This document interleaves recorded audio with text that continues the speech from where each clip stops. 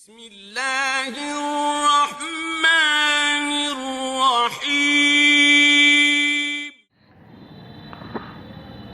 السلام علیکم ورحمۃ اللہ وبرکاتہ۔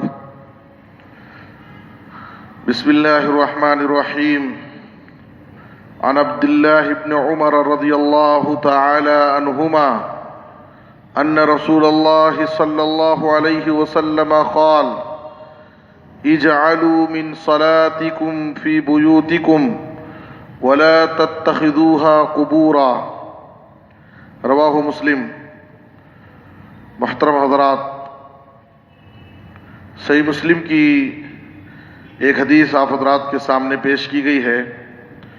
اس حدیث میں آپ صلی اللہ علیہ وسلم نے فرمایا، اپنی نماز کا کچھ حصہ اپنے گھروں کے لیے باقی رکھو، یعنی جب تم فرض نماز ادا کر لو تو سنت اور نفل کی نماز ادا کرنے کے لیے گھروں میں اس کا اہتمام کرو۔ وَلَا تَتَّخِذُوهَا قُبُورًا، اور اپنے گھروں کو قبرستان مت بناؤ۔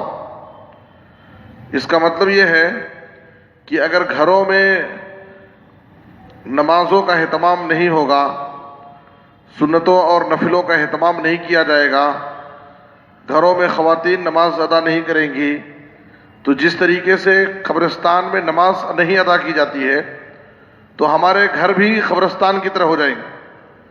گھر اور قبرستان میں کوئی فرق نہیں رہے گا۔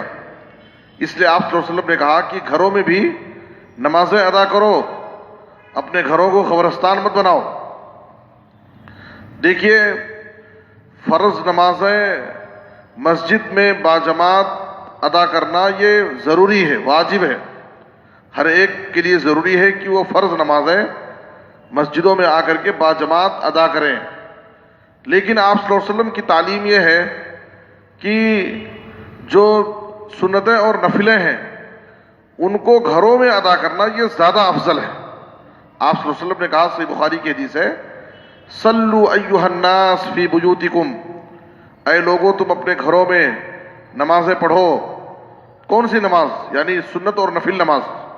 پھر آپ نے کہا فإن افضل صلاة المرء فی بیتہ الا المکتوبہ، آدمی کی سب سے افضل نماز وہ نماز ہے جو وہ اپنے گھر میں ادا کرتا ہے، سوائے فرض نماز کے۔ گھر میں جو سنت اور نفل پڑھی جاتی ہے وہ زیادہ باعث ثواب ہے اور یہ افضل ہے۔ آپ دیکھیے، نبی صلی اللہ علیہ وسلم سنتوں اور نفلوں کو گھروں میں پڑھتے تھے، حالانکہ مسجد نبوی کو چھوڑ کر کے آپ گھر میں سنتوں اور نفلوں کو پڑھتے تھے، جبکہ مسجد نبوی کے بارے میں آپ کو پتا ہے کہ مسجد نبوی کی ایک نماز کا ثواب 1000 نماز کے برابر ہے۔ لیکن نبی صلی اللہ علیہ وسلم سنتوں اور نفلوں کو گھر میں ادا کرتے تھے۔ اس کی حکمت علماء نے بیان کی ہے کہ گھروں میں سنتوں اور نفلوں کو کیوں پڑھا جائے اور گھروں میں سنتوں اور نفلوں کا پڑھنا افضل کیوں ہے۔ اس کی وجہ یہ ہے کہ آدمی جب لوگوں کے سامنے، لوگوں کی موجودگی میں، جماعت میں جب مسجد میں نماز پڑھتا ہے، نفل نماز، تو اس میں ریاکاری آ سکتی ہے، اور وہ لمبے قیام، لمبے رکوع، لمبے سجدے کرے گا، کرنے میں اس کے ریاکاری پیدا ہو سکتی ہے۔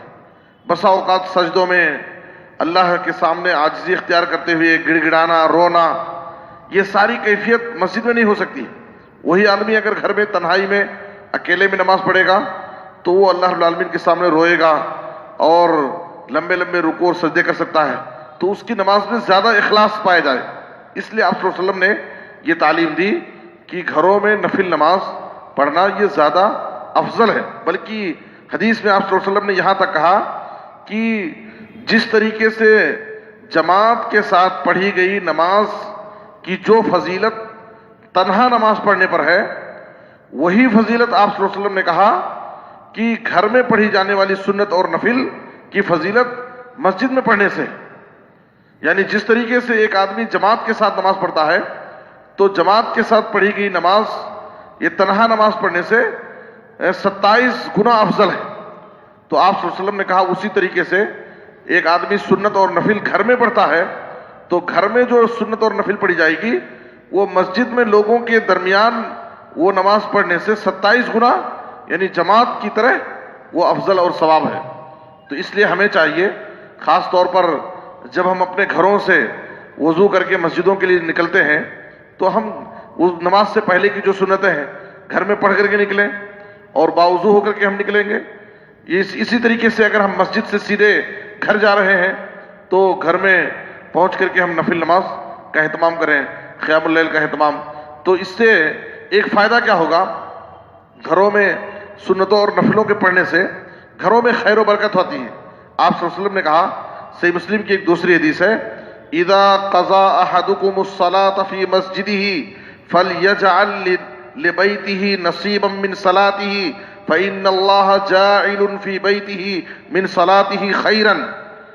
اے لوگو، جب تم مسجد میں فرض نماز سے فارغ ہو جاؤ تو اپنی نماز کا کچھ حصہ اپنے گھر کے لیے باقی رکھو، اپنے گھر میں جا کر کے پڑھو، تاکہ اس لیے کہ گھر میں جو تم نماز پڑھو گے تمہاری اس نماز سے اللہ تعالیٰ تمہارے گھر میں خیر و برکت نازل کرے گا۔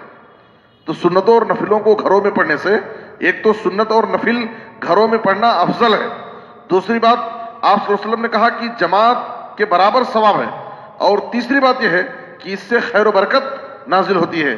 اور ایک چوتھا فائدہ یہ ہوگا، جب ہم گھروں میں سنتوں اور نفلوں کا اہتمام کریں گے تو اس سے ہمارے بیوی بچوں کی تربیت ہوگی، ہمارے بیوی بچوں میں نماز کا شوق پیدا ہوگا، ہم کو دیکھ کر کے ہمارے بچوں میں نماز کا شوق آئے گا، ہم کو نماز پڑھتے ہوئے دیکھ کر کے ہمارے بچے ہم سے نماز کا طریقہ سیکھیں گے۔ تو ایک تو گھروں میں بچوں کی تربیت کے لیے، ان میں نماز کا شوق پیدا کرنے کے لیے، نماز کا طریقہ پریکٹیکل سکھانے کے لیے ہم سنتوں اور نفلوں کا اگر گھروں میں اہتمام کریں گے تو یہ سارے فائدے حاصل ہو سکتا ہے۔ اور گھروں میں آدمی جب نفل کا اہتمام کرے گا تو پانچواں فائدہ یہ ہوگا کہ اس کی نماز میں اخلاص زیادہ رہے گا اور ریاکاری سے وہ بچ سکتا ہے۔ اللہ سے دعا ہے کہ اللہ تعالیٰ ہمیں نبی صلی اللہ علیہ وسلم کی سنتوں پر کما حق و عمل کرنے کی توفیق دے، آمین۔ وصلی اللہ علی نبینا محمد و آلہ و صحبہ اجمعین۔